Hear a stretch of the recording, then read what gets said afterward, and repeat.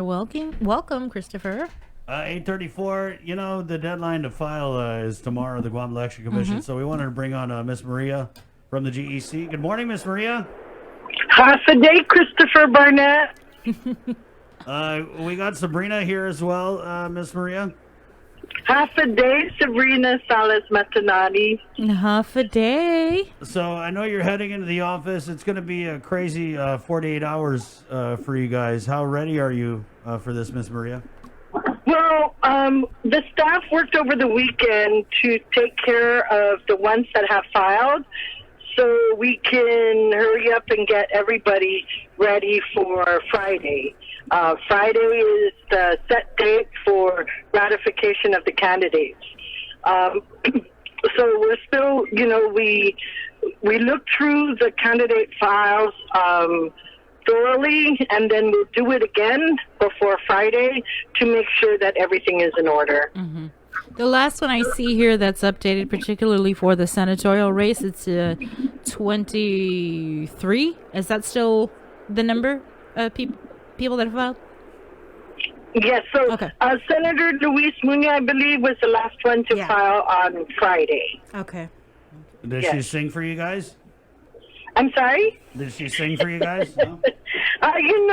Chris, we are taking seeing the candidates downstairs, and I'm upstairs most of the time, so we'll have to ask the staff from downstairs if she sang. I think if she gets reelected, they need to make her sing every session because her output hasn't really been up there for me, so got to make up for it somehow. That's for you to decide. I know. That's why I'm happy to be a voter. So excited for this election, Miss Maria. I am a loaded gun. And I'm going to go in there and I'm going to pew, pew, pew, pew, pew, pew. Actually, I think what's more important is I'm not going to pew, pew, pew for you, for some of you. Miss Maria, what about these candidates coming to file? Are they showing up? Because I've seen a couple of videos. Looks like they're showing up with big crowds. How do you guys kind of mitigate that with all the measures that are in place because of the COVID? Oh, so we have the little space downstairs so that they don't have to come up to in a crowded elevator. And downstairs, we limit the candidates to one other person. The candidate and one can enter our office downstairs, and we can accommodate up to 2 candidates at a time. Yeah, but there's still people congregating, Oh, outside, nothing we can do about that, and when I'm outside talking with them, we practice social distancing. We also do the temperature scan, and we ask them the questions, and we lead them, or we make sure that they sanitize their hands before entering. What about the people that have picked up packets? I know you guys keep track of that. Have a majority of the, let's just stick with senatorial because this is too much for the mayoral. Have a majority of the individuals that picked up packets filed? We were doing a summary on Saturday, and there's only a few, I think, that have not filed that we anticipate filing in the next 2 days. Wow. So I think most of them have filed. We can't, we'll take a look at it and see if we can get you information on that. Yeah. Oh, no, I'm looking at it. There's only 12 Democratic senatorial candidates that have filed and 11 Republicans. Yes. So, that's, so then it looks like almost everybody in the senatorial race will proceed to the general. Mm-hmm. So is that what you're hearing, Miss Maria, that they're only going to have 15 each? I don't hear that stuff, Chris, but from what we're seeing, but we never know. That's no fun. This time, yeah, we won't know. We won't know until 5 o'clock tomorrow. Please, more of you guys file because I'm excited for some of you to lose. And if it's just 15-15, nobody's going to lose. And you just move to the general. Right, yeah. Chris, we want good, excellent candidates because that's what attracts our voters. Mm-hmm. Right. All right. But what about let's move into staffing. Are you guys still in need of precinct officials? Yes, we are. We are still in dire need of precinct officials.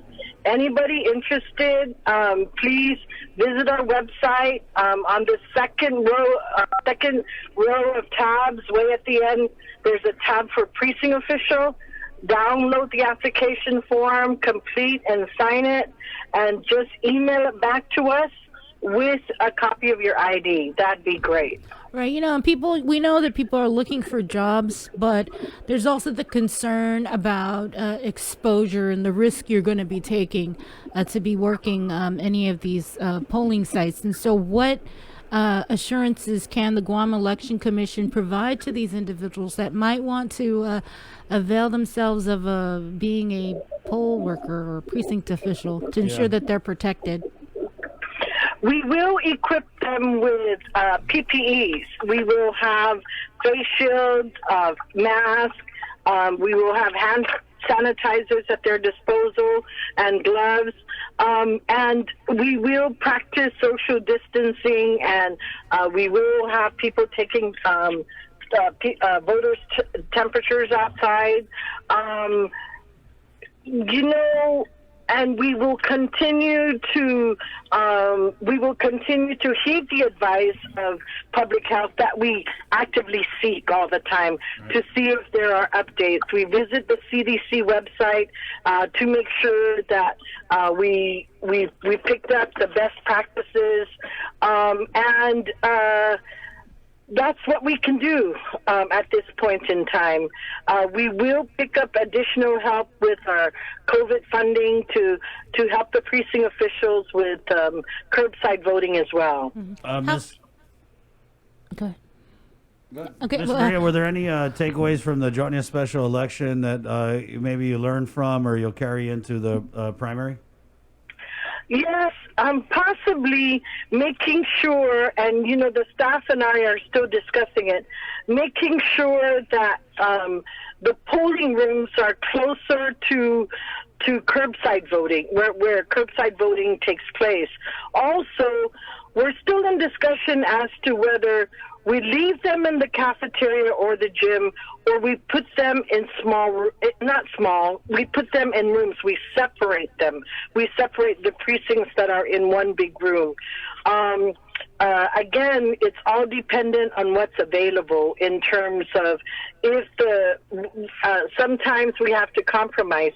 If the additional rooms are further away than where curbside voting takes place, then it may, in the end, be better to leave them in the cafeteria or gym. Go ahead, Chris. Ms. Maria, I was just going to ask about because I was at the last ballot placement drawing. How are we going to do all that stuff? Because that's usually you get the big room and you got all the candidates there and it's a big crowd. Mm-hmm. We will do that. We will do it in sections. We talked about that on Saturday. It depends on what our list looks like by end of day tomorrow, and we will take care of them in sections. And please note that on Friday, July 3rd, which is a holiday, the board will meet at 12 noon. And then after the ratification and after the business of the meeting, we will start to call in for ballot placement drawing. Same day? We'll do it in sections. Same day? Is that what you said? Same day, yes, ma'am. Okay. You guys don't have the ability to do Zoom or Facebook Live, anything like that? Yes, we do have that capacity, but based on how meetings are done, our board meeting must notify the public at the last board meeting or at the previous board meeting that they were going to do it through Zoom or electronically. The board, we are going to do a in-person meeting on Friday, and from there, the ballot placement drawing does not need to take place inside a meeting. So those we will notify candidates as we finalize the plans for ballot placement drawing. Thank you, Sabrina. Ms. Maria, are you guys able to monitor? Because we have a lot of new candidates. Maybe they don't have the best understanding of the rules and the laws. Given everything that you guys are juggling in terms of having to conduct this election and everything with the COVID-19 hanging over our heads, is the Guam Election Commission still able to adequately monitor candidates, campaign stuff and the signs and all that stuff you guys normally keep an eye on? Yes, Chris. With regard to that, our voter registration, as you know, is ongoing. So that takes a lot of manpower. We also, as far as campaign finance goes, the big reports are due 10 days before the primary. So with regard to that, candidates, when they come into file, most of them have already filed their organizational reports. If those were filed earlier, those reports were looked at. We already looked at those. So all we're doing now is going through the candidate packets, the ones that were turned in, and making sure that everything is in order. And that's that's the latest and the greatest at the GEC now. All right. Well, thank you for the latest and the greatest. That's all we want, Miss Maria. Only the greatest. It's like I said. I think I was the only one that left before dark on Friday. We're already in the election mode. The staff, I think, are leaving like late, 9:30, sometimes 10, 11 o'clock, as we continue to make sure that Guam still has honest and fair elections. Miss Maria, you guys saw a big turnout for the Jotnia special election. Are you anticipating the same kind of numbers for the primary? You do. Again, the voter participation is driven by the slate of candidates. So where there is contest, where there are challengers to the incumbents, that's where we will see the higher voter turnout. Based on the historical data. We also, we're also watching the federal election to see for the congressional delegate to see if that will bring out the young and more voters overall. So we'll see. I noticed that Congressman Michael San Nicolas, he did file to run. Did he? So you don't need to file in person. We stress, yes, that's correct. We stress that all the documents must be in order. All the documents must be signed and initialed. The clearances must be less than 30 days old, and if there are notaries needed on the documents, we make sure that those documents were duly notarized. So yes, if the packet is complete, we will accept it, and that's how Congressman San Nicolas's packet was accepted. Not by him, but one of his staffers brought it in to us. I wonder if he didn't come back because he doesn't want to get thrown in quarantine jail. I mean, no, I know you don't know, but that's just what I was thinking because he hasn't been back in a while. Okay, so Ms. Maria, you recognize your staff? I know that we had talked a little bit, and they're working really hard. So, do you want to maybe pat them on the back a little bit? I will. They've been actually, when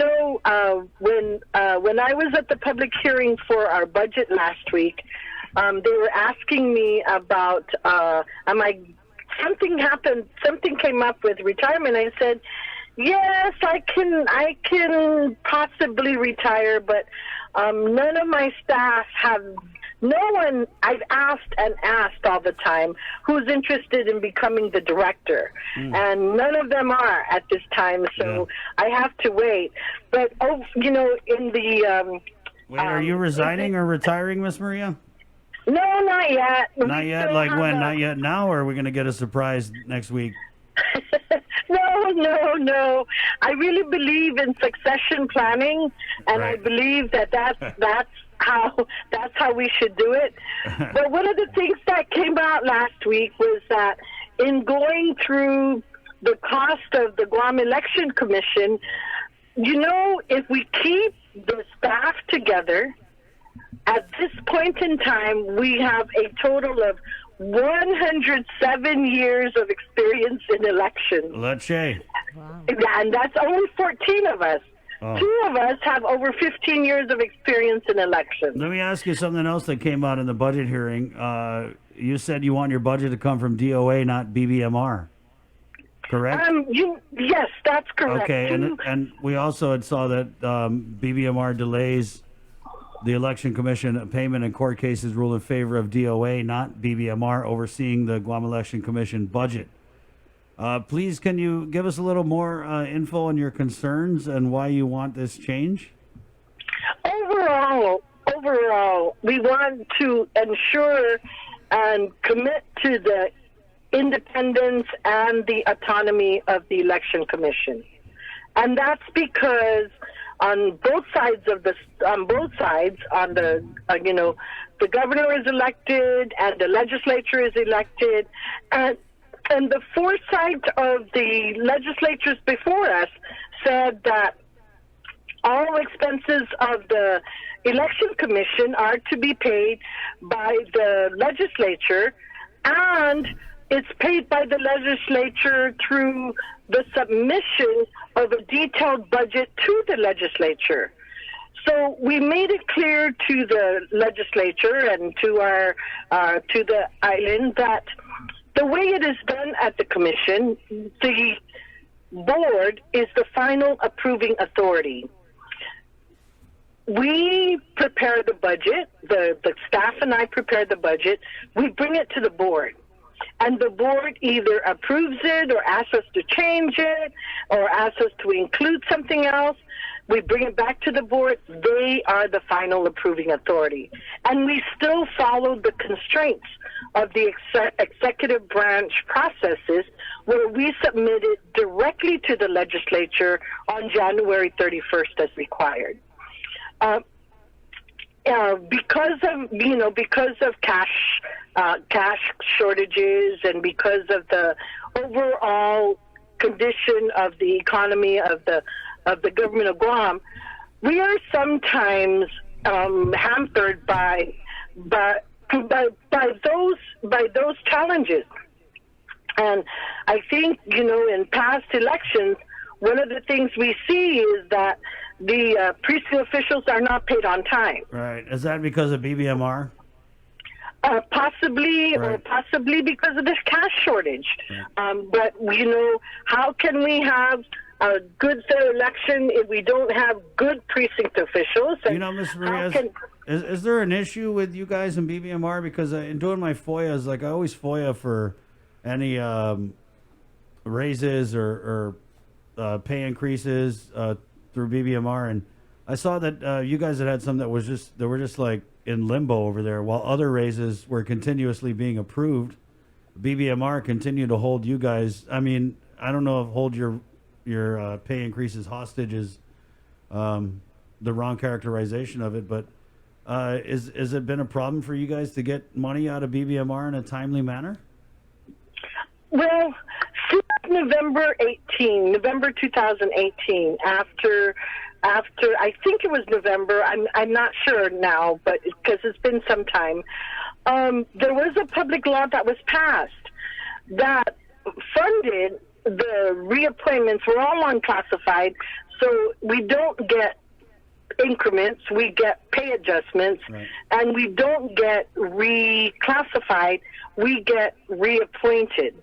So it's already been 2 fiscal years, I believe, where we've gotten an appropriation from the legislature that to fund the reappointments of the staff. And so that hasn't come to be because based on what BBMR tells us, because of the cash shortages. Right. The reappointments were approved back in, I believe, fiscal year 2018, maybe, or 19, and again reapproved for fiscal year 2020. No, and I've seen it, and I've seen other people get raises for more money, but you guys haven't. So I'm just thinking there's got to be something personal here going on with Lester Carlson and the Guam Election Commission. And I'm just going to say I seem to remember something about you guys. He didn't turn in his financial disclosure, or he was trying to like wiggle out of it or something. Well, Chris, that's something that's something that's been discussed on the backside. But what I need to say is that officially, when we turned in our budget for fiscal year 2020, the appropriation that came back was not what we asked for.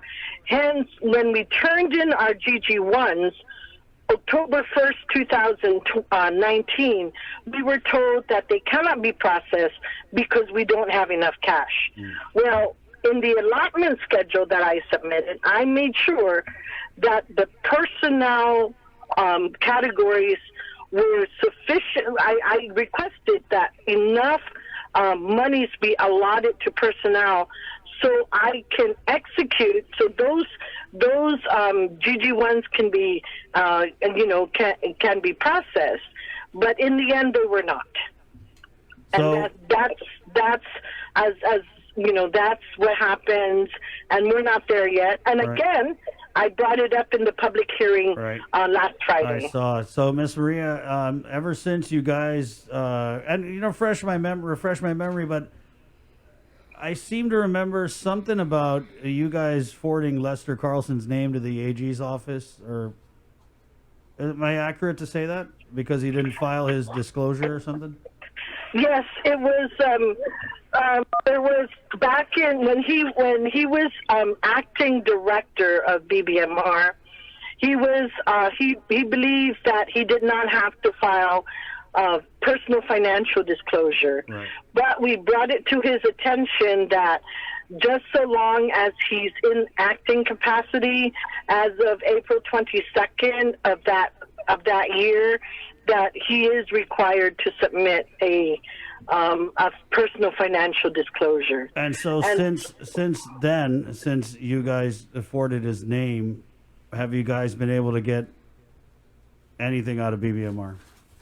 Well, I have to say that our overtime plan for this election cycle was approved as of last week. Oh, okay. So we're good except for the pay adjustments. Yes, and I pray that that happens. I think the candidates can attest to the staff, and people come up to me and say, "Oh, you're doing a great job." I always have to say, it's not me. It's the 13 of them that make me look good. All right, Miss Maria. Yes, thank you. Thank you. Thanks, Wash your Maria. hands, Kay. I will. Okay. Thank you, Sabrina. All right, take care. Okay, Steph. There you go, 8:57. Bree's going to